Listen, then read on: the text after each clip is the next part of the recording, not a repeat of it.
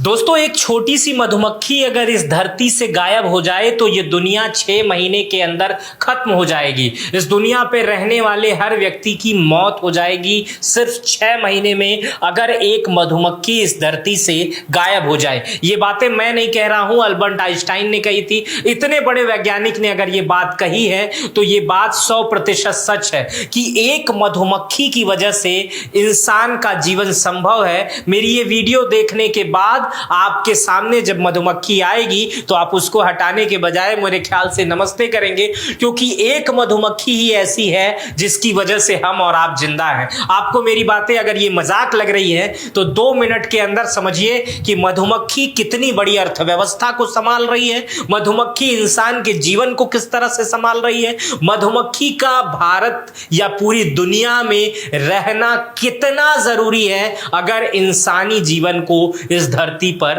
बचाए रखना है। तो चलिए देर न करते हुए शुरू करते हैं। मेरा नाम मित्र प्रकाश है। इस वीडियो को हम यहां से शुरू करेंगे कि मधुमक्खी नहीं तो मनुष्य नहीं। अल्बर्ट आइंस्टाइन की बात मैंने आपको बताई है कि अल्बर्ट आइंस्टाइन ने कहा था कि मधुमक्खी के बगैर दुनिया में 6 महीने भी इंसान जिंदा नहीं रह सकता है। ऐसा क्यों होता है तो बता दूं, मधुमक्खी एक ऐसा जीव है जो रोगजनक का वाहक नहीं है। मधुमक्खी से किसी भी प्रकार का रोग उत्पन्न नहीं होता है। अब आप कहेंगे ऐसे तो बहुत सारे जीव हैं जिनसे कोई रोग नहीं उत्पन्न होता है, तो उसका जीवन में क्या महत्व है अब मैं बता रहा हूं। 70% पौधों में मधुमक्खी जो है वो परागण का काम करती है। अब परागण को हम समझा सकते हैं ऐसे, जैसे इंसान से पैदा होता है उसी तरह फूल और फूल आपस में जब रहते हैं और उसमें अगर परागण की क्रिया ना हो तो फूल से फल की उत्पत्ति नहीं हो सकती है। और यही काम मधुमक्खी करती है।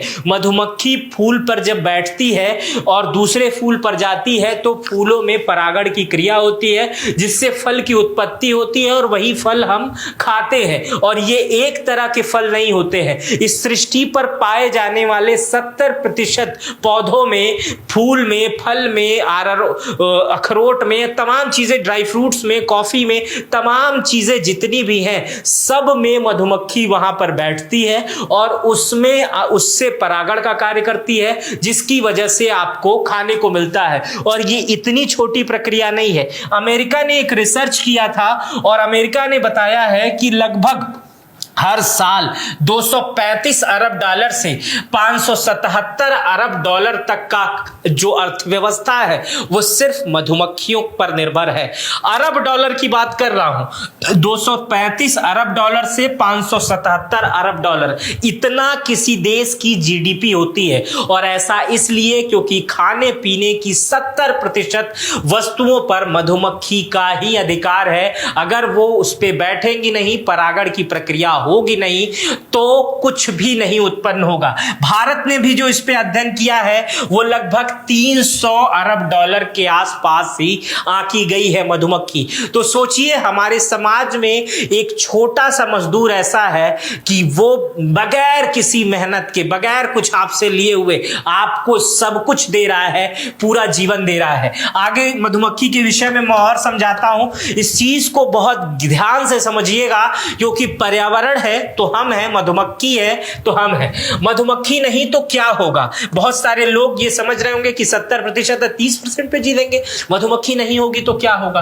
देखिए, मधुमक्खी अगर नहीं होगा तो 6 महीने में अधिकांश खेतों में केवल गेहूं और मकई होगा। अब आप सोच रहे होंगे गेहूं और मकई मधुमक्खी की वजह से नहीं होता है। गेहूं और मक्के का जो उत्पादन होता है वो हवा से होता है, हवा से इनमें परागण हो जाता है।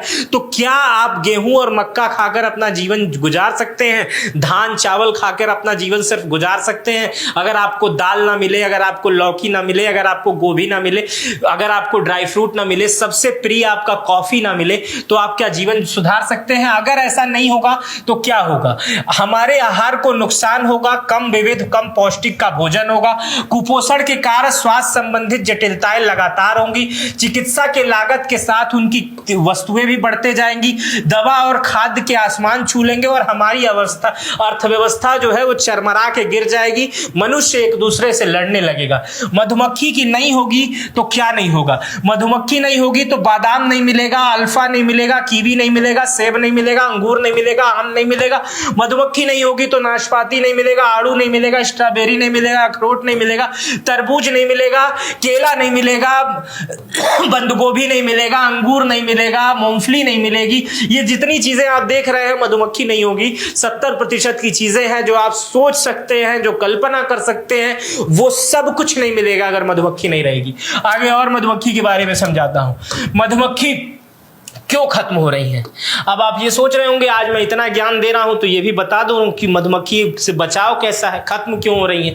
अब खत्म क्यों हो रही है ये समझा देता हूं।